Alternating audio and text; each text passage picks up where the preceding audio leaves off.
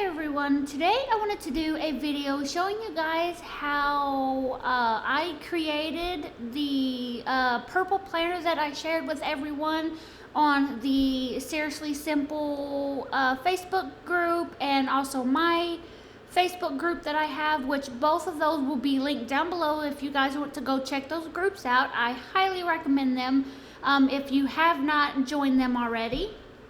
And a lot of people were asking me if I could show them how I created it, and I did create everything on my iPad. I did not use my computer at all to create these, so you can create this on your iPad.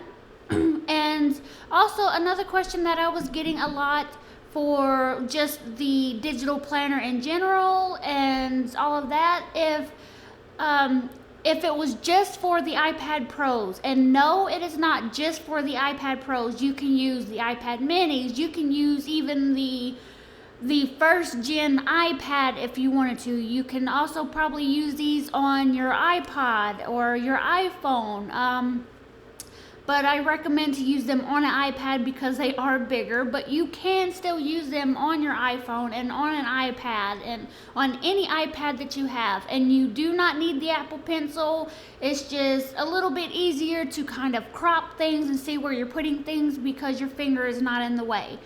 So those were just a couple questions that I was getting a lot of. And this will be in a few different parts just so the video is not so long.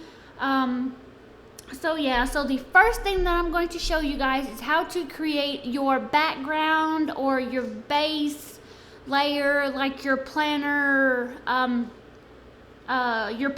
binder. So what I'm going to do, and I did everything in Keynote, so you will have to have Keynote for this. So now what I'm going to do is just click on my empty template or my empty background that I've kind of already created to get started.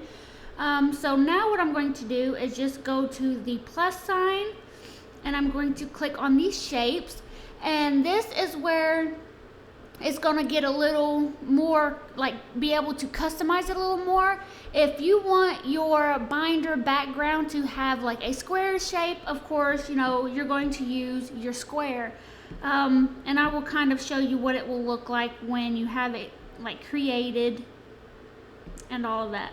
So let's just say this is your very base layer of your planner, like your planner binder. You can have it this way if you want, and of course it will have like your corners.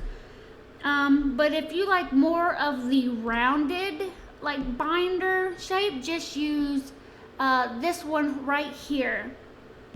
So what I'm going to do is just move this one over, and you can just stretch it out, and so that right there would be like your base layer. So I'm just going to start off with this, and at the very top you see where the little blue dots are around the box. You see this little green one. This one, for this shape alone, or for this shape, you can change the roundness of the corners if you'd like. So I'm just going to leave it like that. And now what I like to do is you can go on Google, because if you are not selling these, you can just use whatever image you would like, or if you have scrapbook paper that you really like and you want to use that as a background, you can. So I'm just going to use what I have already on my iPad, so I don't have to go and find something and make this video like extremely long. So next I'm going to do is just add, let's see, I think I'm going to do, I'm not for sure which one I want to do. Let's just do this pink color. So what I'm going to do is make it the size of my shape, and yes, it is going off of the page, but you don't have to worry about that because we will be masking this. And if you guys don't know what that is, what you do is make sure you have your binder shape that you want and your picture, and you select off of it and then select all, and you hit mask with shape, and now you can see You can kind of resize it and stuff if you want, but I'm just going to leave it like that. And now you have your binder, the shape or the color that you want, and still have that shape, if that makes sense. So now what I'm going to do, or if you wanted to customize it a little bit more, you could add a border color if you wanted to. You can also change the color. So let's see, I mean, it's just kind of how you want it and your preference and all of that. So let's just, I don't think I'm going to put a border, but if that's what you want, you can. You can also add like a drop shadow around your shapes. As you can see at the very bottom, that it's changing like a shadow for your planner, and that will give it more of that realistic feel to it instead of it just being just plain and flat.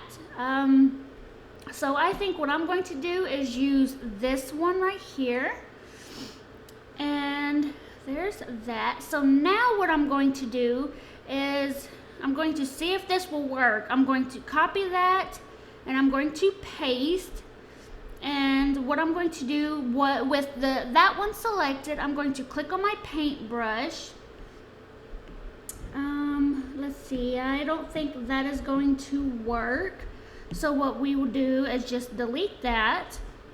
And sorry, I am getting a cold, so sorry if you hear me coughing and stuff.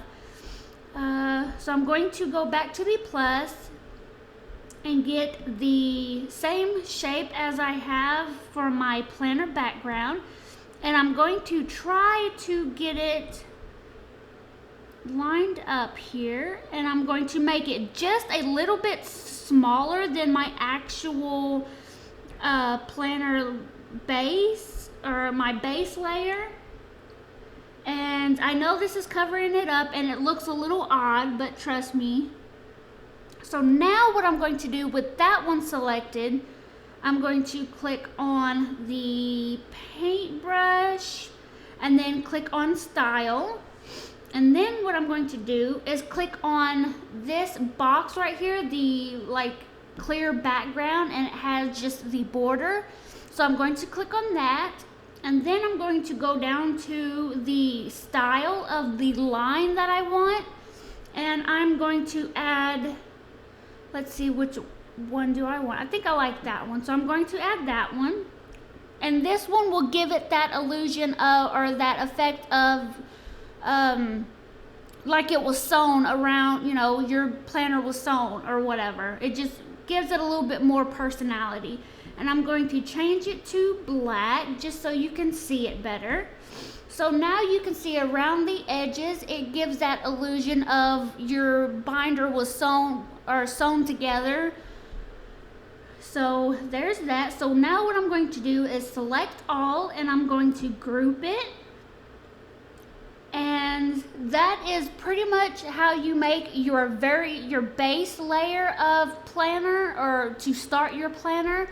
I hope you guys liked this video, and I hope it helped you, and keep a lookout for all the other videos that I will be doing on this, showing you guys how I created my planner, and so you guys can hopefully create your own and customize it to your liking. So thank you guys so much for watching, and I will talk to you guys later. Bye.